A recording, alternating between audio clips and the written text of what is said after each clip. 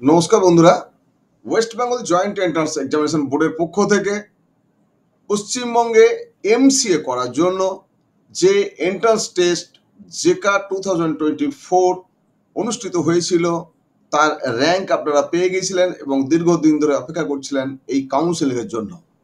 সেই কাউন্সেলিংয়ের কাজ 2024 এর জন্য শুরু হয়ে গেল। এই কাউন্সেলিংয়ে প্রথমেই আপনাদেরকে একটি ফ্রেশ রেজিস্ট্রেশন করতে হবে। সেই রেজিস্ট্রেশনে আপনাদেরকে নতুন করে একটি পাসওয়ার্ডও জেনারেট করতে হবে। এই কাউন্সেলিংয়ে অংশগ্রহণ করার জন্য রেজিস্ট্রেশন যারা করবে না তারা কিন্তু কোনোভাবে চয়েস ফিল করতে পারবে না। এই registration, payment of registration fee and choice filling, এই কাজটি চলবে 20 সেপ্টেম্বর 2024 থেকে 24 সেপ্টেম্বর 2024 পর্যন্ত। আপনারা এই চয়েস ফিলিং যখন করবেন তখনই সঙ্গে সঙ্গে লক করতে পারবেন না। সেই চয়েস ফিলিংয়ের কাজ চলবে তেমনি করে লকিং যে করা যাবে, লক বটন যেটি সেটি এনাবেল হবে। সেই choice filling including choice locking, এই শিডিউলটা দেওয়া হয়েছে 23 সেপ্টেম্বর 2024 থেকে 24 সেপ্টেম্বর 2024 পর্যন্ত। এই দুদিনেই গিয়ে কিন্তু আপনারা আপনাদের যে চয়েস করছেন সেই চয়েস দেওয়ার লিস্ট আপনারা লক করতে পারবেন। প্রত্যেককে রিকোয়েস্ট করবো যে আপনারা অবশ্যই নিজের নিজের যে চয়েস দেবেন সেই চয়েসটা নিজের হাতে লক করবেন। অনেকে প্রশ্ন করবেন যে স্যার আমি কি যদি নিজে লক না করি তাহলে অটো লক হবে না?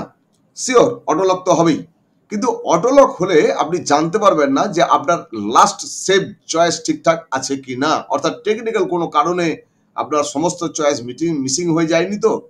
তাই আমি বলবো প্রত্যেকে লাস্ট মিনিট আপনি একবার অবশ্যই দেখে নেবেন, দেখে নেওয়ার পর নিজের হাতে লক করবেন এবং লক করার পরে আপনি অবশ্যই সেই চয়েস লক লিস্টটাকে আপনি একটা প্রিন্ট আউট তো অবশ্যই নিয়ে রাখবেন। এরপর আমাদের অপেক্ষা করতে হবে ফার্স্ট রাউন্ডের রেজাল্টের জন্য। ফার্স্ট রাউন্ডের অ্যালটমেন্ট রেজাল্ট, সেই রেজাল্ট বেরিয়ে যাবে 26 সেপ্টেম্বর 2024। উল্লেখযোগ্য যে এবছরের এই কাউন্সেলিং হবে দুটি রাউন্ডে, ফার্স্ট রাউন্ড অর্থাৎ অ্যালটমেন্ট রাউন্ড এবং সেকেন্ড রাউন্ড অর্থাৎ আপগ্রেডেশন রাউন্ড। এই যে প্রথমে আমরা কাউন্সিলিং যখন পার্টিসিপেট করব, রেজিস্ট্রেশন করব, রেজিস্ট্রেশনের সময় যে রেজিস্ট্রেশন ফি সেটি 500 টাকা আপনাদেরকে অনলাইনে পেমেন্ট করতে হবে। Net banking, debit card, credit card বা ইউপিআই দিয়ে অবশ্যই এই পেমেন্ট করা যেতে পারে।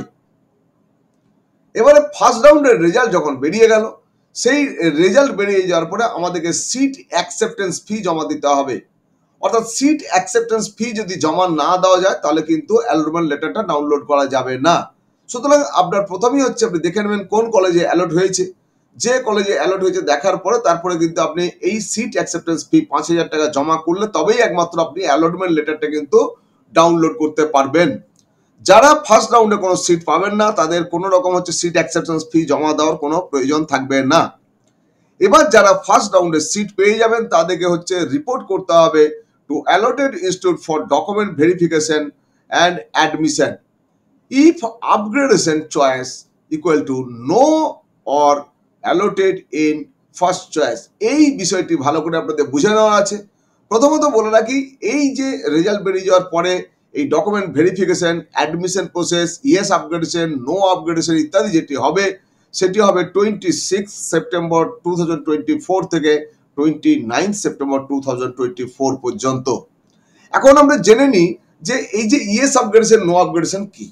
অর্থাৎ আপনি যে চয়েস দেবেন, সাপোজ আপনি 20টি চয়েস দিয়েছেন, আপনি 15 নম্বর চয়েসে ফার্স্ট রাউন্ডে আপনার যে অ্যালটমেন্ট সেটি পেয়েছে, সেই ক্ষেত্রে আপনার হাতে 1 নম্বর চয়েস অর্থাৎ আপনার সিরিয়াল নাম্বার 1-এর দিকে যাওয়ার একটা পসিবিলিটি থাকবে এবং সেই জন্য পসিবল আপগ্রেডেশনের জন্য আপনি অ্যাপ্লাই করতে পারবেন। এখানে ইয়েস আপগ্রেডেশন এবং নো আপগ্রেডেশন দুটি ফরম্যাট থাকবে। যারা 2 বা তার নিচের দিকে যে চয়েসে আপনি অ্যালট হবে ফার্স্ট রাউন্ডে তারা চাইলে আপগ্রেডেশন দিতে পারবেন, যদি না চান তাহলে নো আপগ্রেডেশন নিয়ে যেতে হবে। সেই ক্ষেত্রে আপনি ভর্তি হয়ে যেতে পারবেন। অনেকেই থাকেন যে সেকেন্ড বা থার্ড চয়েসে তার পছন্দ মতো কোনো কলেজ দেওয়া ছিল, যদি হয়ে যায় তাহলে সেখানেও ভর্তি হতে পারি, সেই ক্ষেত্রে ভর্তি হতে পারবেন। প্রত্যেকেই কিন্তু ইয়েস আপগ্রেডেশন বা নো আপগ্রেডেশন দিতে হবে এমন বিষয়টা নয়। যারা ভর্তি হতে চাইবেন তারা নো আপগ্রেডেশন ফর্মটা ফিল আপ করে নিয়ে যাবেন, তার সঙ্গে সমস্ত ডকুমেন্ট যাবে। আর যারা ইয়েস আপগ্রেডেশন দেবেন অর্থাৎ আপনার চয়েস নাম্বার 1 সেদিকে যাওয়ার যে উদ্দেশ্য নিয়ে আপনি ইয়েস আপগ্রেডেশন দিতে পারেন, সেক্ষেত্রে ইয়েস আপগ্রেডেশন ফর্মটা ডকুমেন্টের সঙ্গে ফিল আপ করে আপনাদের নিয়ে যেতে হবে। কিন্তু ফার্স্ট রাউন্ডে আপনি যে চয়েস দিয়েছেন সেই চয়েসের মধ্যে যদি আপনার 1 নম্বর চয়েস বলা যায় ফার্স্ট চয়েস যদি আপনার অ্যালট হয়ে যায়, দেন আপনি কিন্তু আর কোনো আপগ্রেডেশন পাবেন না, কেন আপনার আপগ্রেডেড হওয়ার কোনো সম্ভাবনা থাকছে না বা পসিবিলিটি থাকছে না। সেই ক্ষেত্রে আপনাকে যে অ্যাডমিশন প্রসেস সেটি কিন্তু কমপ্লিট করতে হবে। যদি অ্যাডমিশন প্রসেস কমপ্লিট না করেন, ডকুমেন্ট ভেরিফিকেশন না করান, তাহলে কিন্তু আপনার এই টোটাল যে আমাদের যে কাউন্সিলিং এর সিস্টেম, সেই সিস্টেম থেকে আপনি আউট হয়ে যাবেন, অর্থাৎ পরবর্তী রাউন্ডে আপনি আর কোনো সুযোগ পাবেন না। এরপরে যারা ফার্স্ট রাউন্ডে রেজাল্ট পেলেন না বা ফার্স্ট রাউন্ডে যারা আপগ্রেডেশন দিলেন, তাদেরকে অপেক্ষা করতে হবে সেকেন্ড রাউন্ডের রেজাল্টের জন্য। এই সেকেন্ড রাউন্ডের রেজাল্ট যেটি আউট হবে সেটি হবে 1 অক্টোবর 2024। 1 অক্টোবর 2024 রেজাল্ট যখন সেকেন্ড রাউন্ডের আউট হয়ে গেল, তখন যারা ফ্রেশ পেলেন, অর্থাৎ ফার্স্ট রাউন্ডে আপনি কোনো সিট পাননি, সেকেন্ড রাউন্ডে এসে সিট পেলেন, সেই ক্ষেত্রে আপনাকে কিন্তু সিট অ্যাকসেপ্টেন্স ফি জমা করতে হবে 5,000 টাকা অনলাইনে। এরপর সমস্ত ডকুমেন্ট নিয়ে আপনাকে চলে যেতে হবে আপনার ইনস্টিটিউটে এবং ডকুমেন্ট ভেরিফিকেশন করতে হবে। এবং যেহেতু অফিসিয়ালি আমাদের এই সেকেন্ড রাউন্ডই শেষ রাউন্ড, তাই আপনার এখানে ইয়েস আপগ্রেডেশনের কোনো অপশন থাকবে না। আপনি নো আপগ্রেডেশন ফর্মটা সঙ্গে রাখবেন, যদিও কাজে লাগবে না। এবং আপনাকে কিন্তু আপনার অ্যালোটেড ইনস্টিটিউটে অ্যাডমিশন প্রসেস কমপ্লিট করতে হবে। আপনি যদি না চান অ্যাডমিশন নাও হতে পারেন, দেন আপনি আর এই ইয়েতে কোনো সুযোগ পাবেন না। যারা ফার্স্ট রাউন্ড পাচ্ছেন তাদেরকে তো যেমন সিট অ্যাকসেপ্টেন্স ফি জমা করবেন, তেমনি ডকুমেন্ট ভেরিফিকেশন করতে হবে, অ্যাজ ওয়েল এজ হচ্ছে আপনাকে আপনার অ্যাডমিশন প্রসেস কমপ্লিট করতে হবে, বা আপনি নিজেকে উইথড্র করতে পারেন। এই শিডিউলটি দেওয়া আছে 1 অক্টোবর 2024 থেকে 4 অক্টোবর 2024 পর্যন্ত চলবে। এবং এর মধ্যে দিয়েই এবছরের মধ্যে জেকার যে কাউন্সিলিং, সেই কাউন্সিলিং প্রসেস সেটি শেষ হয়ে যাবে।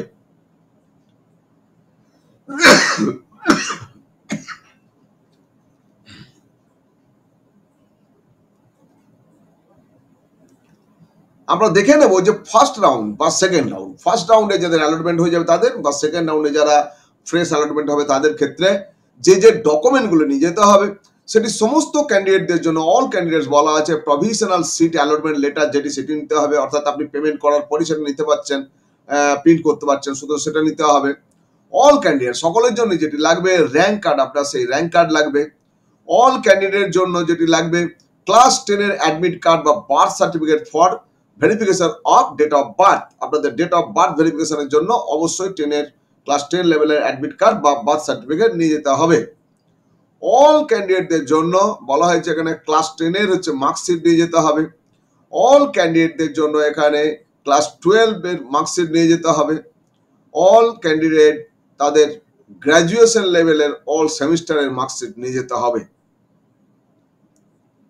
এছাড়াও ওয়েস্ট বেঙ্গল ডোমিসাইল ক্যান্ডিডেট যারা, তাদেরকে ডোমিসাইল সার্টিফিকেট নিয়ে যেতে হবে। নির্দিষ্ট যে প্রফর্মা ছিল, যে কার বুলেটিনে দেওয়া ছিল, সেই প্রফর্মা অনুযায়ী আপনারা নিয়েছেন, বা যদি কেউ অনলাইনে করে থাকেন, ই ডিস্ট্রিক্ট থেকে নিয়ে থাকেন, সেটাও কিন্তু গ্রাহ্য হবে, যদিও সেটা এখানে ক্লিয়ারলি উল্লেখ নেই, বাট এটা গ্রাহ্য হয়। প্রত্যেক ওয়েস্ট বেঙ্গল জয়েন্ট এন্ট্রান্স এক্সামিনেশনের যে পোর্টাল বা বিভিন্ন এন্ট্রান্স গুলো হচ্ছে সেখানে সে উল্লেখ থাকে, সেটা নিতে হবে। তার সঙ্গে অবশ্যই আপনি আপনার পিতামাতার দুটো ভ্যালিড ডকুমেন্ট, যেমন ভোটার কার্ড, আধার কার্ড বা পাসপোর্ট, এই ধরনের দুটো ভ্যালিড, যে কোনো দুটো ভ্যালিড ডকুমেন্ট অবশ্যই সঙ্গে রাখবেন।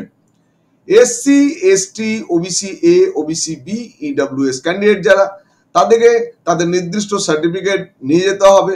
এবং এখানে বলা হয়েছে যে ইনফরমেশন বুলেটিনে বলা হয়েছিল candidate having OBC certificate issued before 31st December 2009 should have them revalidate from the issuing authority with either OBC NCL বা OBC BNCL, OBC ANCL বা OBC BNCL category clearly mention থাকতে হবে।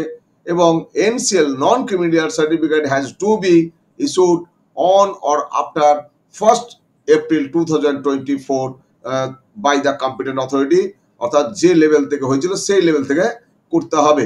এখন উল্লেখযোগ্য যে যারা আগে করে রেখেছে, যাদের ওবিসি এনসিএল লেখাও আছে, অর্থাৎ 2009 এর পরেই, অর্থাৎ দেখা যাচ্ছে 22 সালে বা 23 সালে আপনি করে রেখেছেন, সেই ক্ষেত্রে কিন্তু আপনাকে এই 1/4/2024 এর পরের কিন্তু ইনকাম সার্টিফিকেট প্রডিউস করতে হবে এবং সেখানে উল্লেখ থাকবে আপনার যে ক্যাটাগরি সেই অনুযায়ী। PWD candidates PWD certificate as per section 10.0 যা দেওয়া আছে, পিডব্লিউডি সার্টিফিকেট ভেরিফিকেশনের জন্য আগেই ডেট হয়েছে, সেইখানে নিশ্চয়ই আপনারা ভেরিফিকেশন করেছেন এবং সেই সার্টিফিকেট আপনাদের রাখতে হচ্ছে। অল ক্যান্ডিডেটদের জন্য যেটা বলা হয়েছে এখানে, যে all candidates must note his or unique allotment ID, অর্থাৎ আপনাদের যখন অ্যালটমেন্ট আইডি একটা জেনারেট হয় সেই অ্যালটমেন্ট আইডিটা রাখবেন এবং যখন অ্যাডমিশন হবেন তখনই কিন্তু সেই আইডিটা আপনাকে শেয়ার করতে হবে, তার আগে কিন্তু কারোর সঙ্গে শেয়ার করবেন না। এই যে বলা হয়েছে এখানে unique ID to any other person, এখানে বলেছে candidate are advise not to disclose unique allotment ID to any other person except the admission officer of the allotted institute, অর্থাৎ একমাত্র যদি আপনি অ্যালটমেন্ট হচ্ছে তখনই, আপনি অ্যাডমিশন হচ্ছেন তখনই কিন্তু দেবেন, অর্থাৎ ফার্স্ট রাউন্ড পেয়েছেন, আপগ্রেডেশন দিচ্ছেন, তখন কিন্তু কাউকে শেয়ার করার দরকার নেই। অর্থাৎ সেই যদি ওখানে পুট করে তাহলে আপনি অ্যাডমিশন হয়ে গেলে টাকা পয়সা জমা না দিলে সব ক্যান্সেল হয়ে যাবে। সুতরাং অত্যন্ত সাবধানতার সঙ্গে এই কাজগুলো করতে হবে। অল ক্যান্ডিডেটসদের জন্য বলা হয়েছে এখানে must carry mobile phone with the mobile number registered during application provided OTP, অর্থাৎ আপনাদের রেজিস্টার্ড মোবাইল নাম্বার, সেই মোবাইল নাম্বারে আপনাদের ওটিপি আসবে, সুতরাং রেজিস্টার্ড মোবাইল নাম্বারটা সঙ্গে রাখতেই হবে। ডকুমেন্ট ভেরিফিকেশন সাকসেসফুলি হয়ে যাবে এবং হয়ে যাওয়ার পরে আপনারা ইয়েস বা নো আপগ্রেডেশন দিতে পারবেন। এলিজিবিলিটি ক্রাইটেরিয়া বলা হয়েছে, সেই সমস্ত এলিজিবিলিটি ক্রাইটেরিয়া যদি না হয় এবং একাডেমিক কোয়ালিফিকেশনের সংক্রান্ত কোনো বিষয় আটকে গেলে সেটি কিন্তু আর রেক্টিফিকেশন হবে না। বাট ওবিসি, এনসিএল ইত্যাদি ক্ষেত্রে সার্টিফিকেটে যদি কোনো গরমিল হয় সেই ক্ষেত্রে কিন্তু ফার্স্ট রাউন্ডের সিটটা আপনার ক্যান্সেল হয়ে যাবে এবং সেইটা ক্যান্সেল হয়ে যাওয়ার পরে আপনাকে কিন্তু সেখানে জেনারেল ক্যাটাগরি করে দেওয়া হবে এবং করে দেওয়া হবে মানে করবেন তারাই যারা হচ্ছে এখানে একমাত্র অথরিটি, অর্থাৎ এই অ্যালটমেন্ট মানে এখানে এই কাউন্সিলিং এর যারা অথরিটি, ডকুমেন্ট ভেরিফিকেশন অথরিটি, তারাই কিন্তু সেই কারেকশন করতে পারবে। যদি আপনাকে বলা হয় যে আপনি পরবর্তী রাউন্ডে কারেকশন করে নেবেন, সেটা কিন্তু কোনো রকম সুযোগ আপনি পাবেন না। সুতরাং আপনারা যখন রিপোর্ট করবেন তখন ওখান থেকে কিন্তু আপনাদের কম্পিউটার জেনারেটেড পেপার দিতে হবে, যারা ডকুমেন্ট ভেরিফিকেশন সাকসেসফুলি হয়ে যাবে এবং অপ্ট ফর পসিবল আপগ্রেডেশন এই বলে কাগজ দেওয়া হবে। আর যারা ভর্তি হয়ে যাবে তাদের তো কোনো প্রশ্নই থাকবে না। সুতরাং ওখান থেকে যে কম্পিউটার জেনারেটেড পেপারস দেওয়া হবে সেই পেপারসটা কিন্তু কালেক্ট করার দায়িত্ব আপনার। এবং আপনার যদি ওবিসি, এনসিএল সার্টিফিকেট নিয়ে কোনো সমস্যা হয় সেক্ষেত্রে আপনার যদি ক্যান্সেল হয়ে যায় তাহলে আপনাকে জেনারেল কনভার্ট করা হয়েছে সেই মোতাবেক আপনাকে কিন্তু পেপারস দেওয়া হবে, সেগুলো নিতে কিন্তু আপনারা ভুলবেন না। তো বন্ধুরা, আপনাদেরকে অনেকক্ষণ ধরে এই বিষয়গুলো শেয়ার করলাম। তার সঙ্গে সবথেকে উল্লেখযোগ্য বিষয় যেটি বলতে বলা হয়নি সেটি হচ্ছে যে আপনারা যদি প্রথম আমার চ্যানেলটা দেখেন তাহলে অবশ্যই চ্যানেলটাকে সাবস্ক্রাইব করে রাখবেন এবং বেল আইকনে ক্লিক করে নোটিফিকেশন ফর অল করে রাখুন, কারণ এর পরবর্তী বিষয়গুলো জানার জন্য আপনারা সরাসরি আমার চ্যানেলে আমার সঙ্গে যোগাযোগ করতে পারবেন। আপনারা আমাকে হোয়াটসঅ্যাপ করতে পারবেন বা কল করতে পারবেন। আপনারা আমাকে ফেসবুকে পাবেন, ফেসবুকে এডু হেল্প দুর্গাপুর এই নামে সার্চ করে আপনি যদি রিকোয়েস্ট পাঠান ডেফিনেট আপনাকে আমার ফেসবুকে নেওয়া হবে। এছাড়াও আমি আছি ইনস্টাগ্রামে ফাল্গুনি_মুখোপাধ্যায় এই নামে আপনারা আমাকে ইনস্টাগ্রামে পেয়ে যাবেন। আপনাদের কোনো কিছু জানকারির জন্য, কোনো কোয়ারিজ ক্লিয়ার করার জন্য আপনারা আমার সঙ্গে যোগাযোগ করতে পারেন। আমার কল নাম্বার এবং হোয়াটসঅ্যাপ নাম্বার 9474187519। আশা করছি আজকে জেকার এই ভিডিও আপনাদের জন্য অত্যন্ত উপযোগী হবে এবং আমি আপনাদের প্রত্যেককে অনেক অনেক শুভেচ্ছা, ধন্যবাদ জানাবো। আপনারা আমাদের সঙ্গে থাকবেন, আগামী দিনে আমাদের চ্যানেলকে এগিয়ে নিয়ে যাওয়ার জন্য সহযোগিতা করবেন। প্রত্যেকে ভালো থাকবেন আর অপেক্ষা করবেন আমার নতুন নতুন ভিডিওর জন্য। ধন্যবাদ।